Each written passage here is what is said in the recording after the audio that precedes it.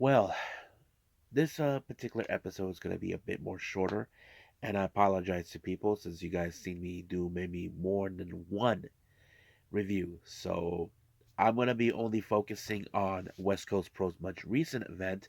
This one is a self-produced show by none other than Chris Hero with Wres Mixtapes, getting a lot of wrestlers from different parts of the country and or possibly the world to participate in this event. And of course, we cap it up with some news updates to give you guys what's been going on in the world of pro wrestling, such as what events the promotions are throwing out, who's booked, what matches are set, and of course, some developments. So, let's get ready for another episode of the Deleted Wrestle Zone.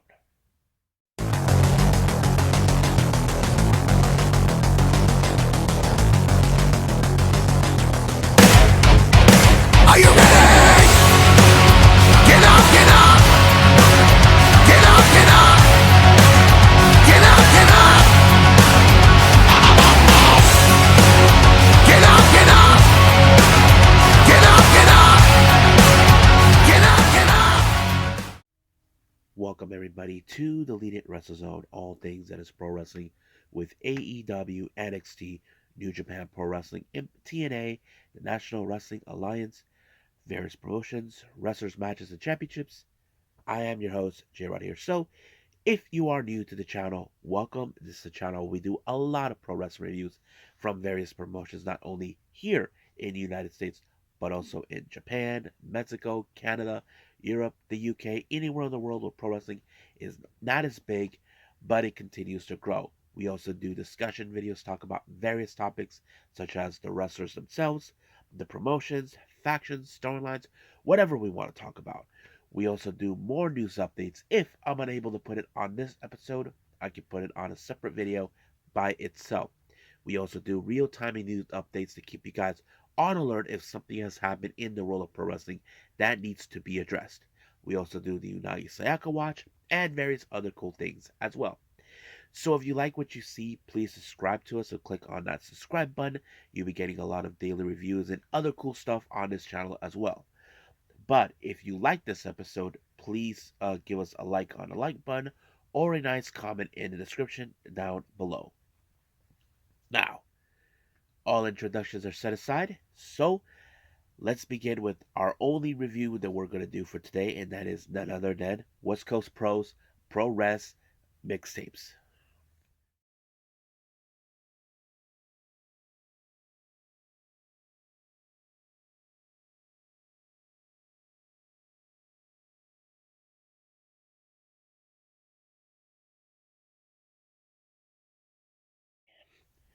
Our only review for today, of course, is West Coast Pro or WSP with Chris Hero's Pro Wres Mixtape.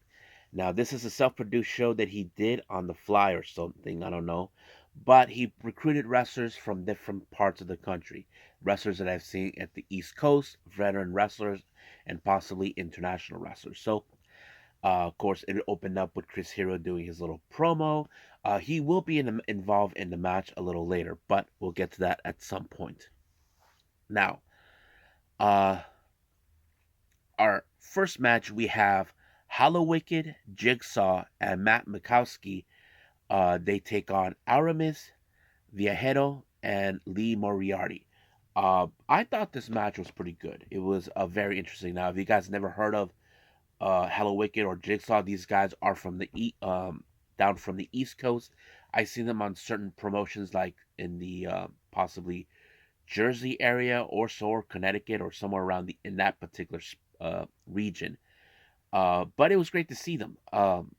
What I like about this match, it was pretty awesome.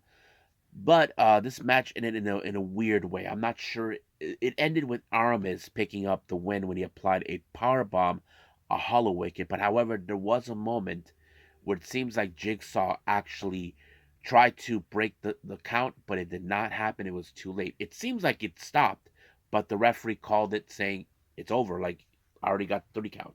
So I wouldn't say, I don't know if you call it a botch or how do I say,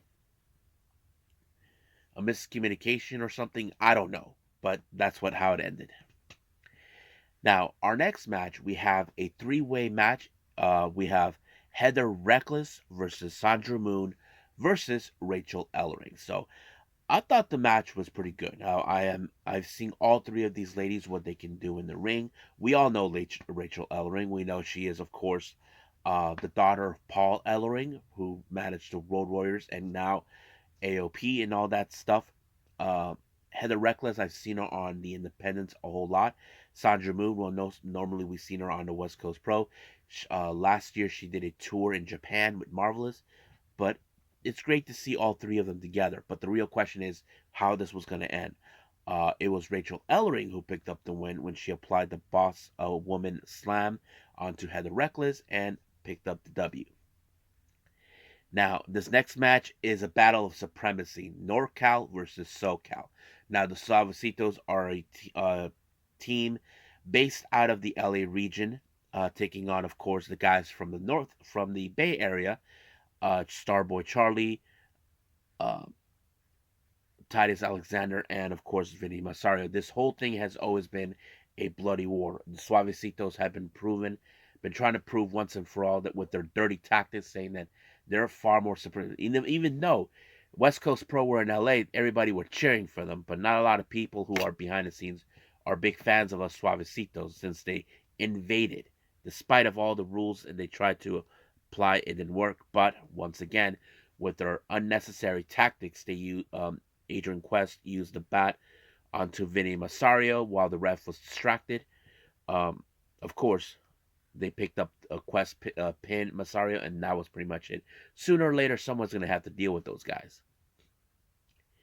Now, our next match, we do have another three-way match, but this one is in a lucha libre style.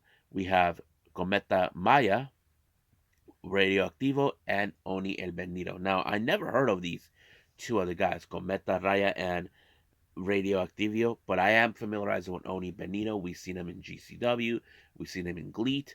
Uh, I wasn't 100% sure where this was going to go, but nonetheless, I was impressed. Now, Oni Benito, he's a big, tall individual, but he can still high fly. But he applied a double pin on both Cometa and Radioactivo just like that. I was like, whoa, this guy is amazing. So I just don't know where they're going to go with him, but I was glad that he was picking up the win. Now, our next match is a bit of a battle royale or whatever. It's called the Biff Whiff Cosmic uh, Gumbo Rumble or something like that. I don't know. Uh, a lot of wrestlers, but let me pull up that information for all of you because I'm going to show you who exactly got eliminated by who and all that. Uh, I, it was just too much. Oh, here we are. Yes. Okay. So Cheeseburger was eliminates Eli Ensom. Then Tracy Williams eliminates Trick Davis. Zork eliminates Tracy Williams. Colin Delaney actually eliminates Zorik. Ren Jones eliminated Jaya Jewel, Colin Delaney, Cheeseburger, and John Cruz. Jimmy Jacobs eliminates Derek Dillinger.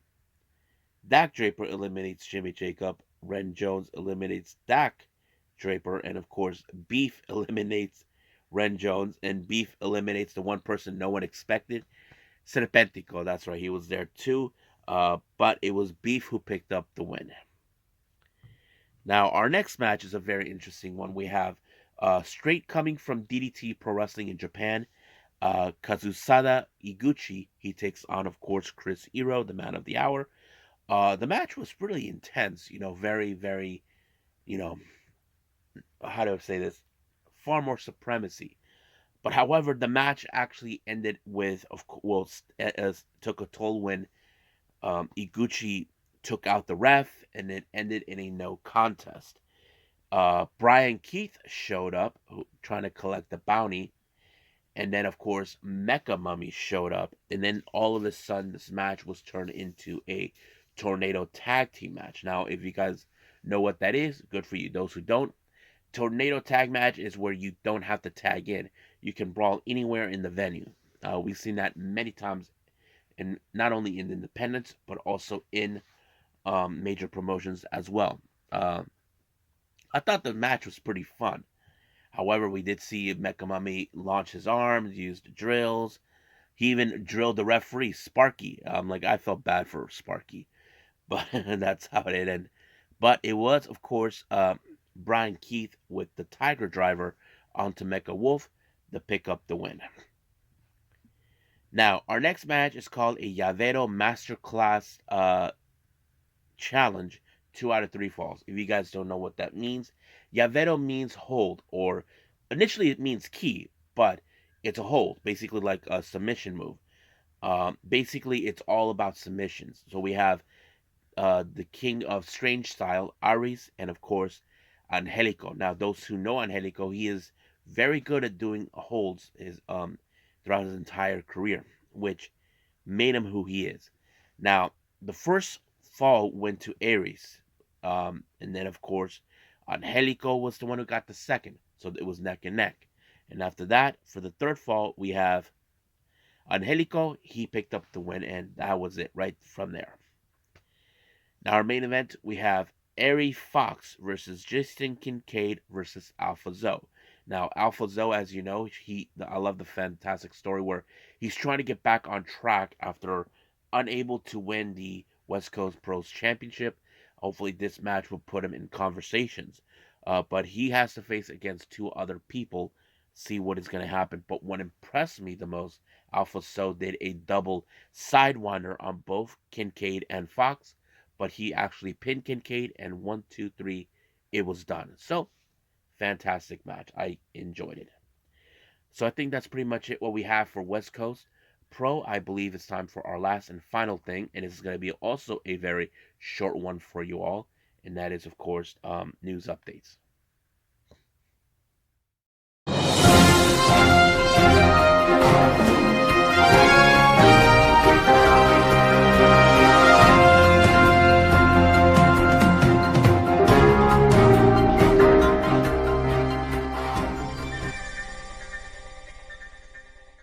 Okay, so welcome to our news updates. So let's begin with, of course, we have updates with 2 promotions that we need to do. The first one is going to be, of course, uh, New Japan has announced while they were in Thailand the return of Dominion in Osaka Joe Hall that will take place on June 9th. So it's still not yet where we're going to go. I'm sure we're going to see championship matches taking place and all that. So we'll stay close to this as possible. Now, for an interesting thing, Prestige Wrestling has announced for a brand new show for July, most specifically on July 12th. It's called Combat Clash PDX. I don't know what PDX means, but we haven't heard anything yet. Who will be participating? I'm sure we'll get to that as soon as possible, as much as the months get closer and closer. Now, for our developments, for all you Yoshi Wrestling fans out there, or more specifically, Mayu Iwatani fans, uh, they just announced the release date for the upcoming biopic of Mayu Iwatani, the runaway wrestler, that will be released next month on May 17th. Now, no information has been mentioned if it's going to be released in the US. We know it will be released in Japan. I would love to see it. I'm sure many of you will like to see it too. So we'll see where that leads us from here on out. And also, a very interesting development. This one I have to say is Big E has announced on his social media that he began dating the sister of fellow co-worker Mia Yim. Her name is Chris Yim. I have to say, congratulations, Big E. You deserve to have a happy life. Uh, we'll see how the relationship will go, but I'm sure we'll probably hear more about them in the future. Now, this one I saved for last because I think many of you will talk about this, or you probably will comment about this. Now, in a recent uh,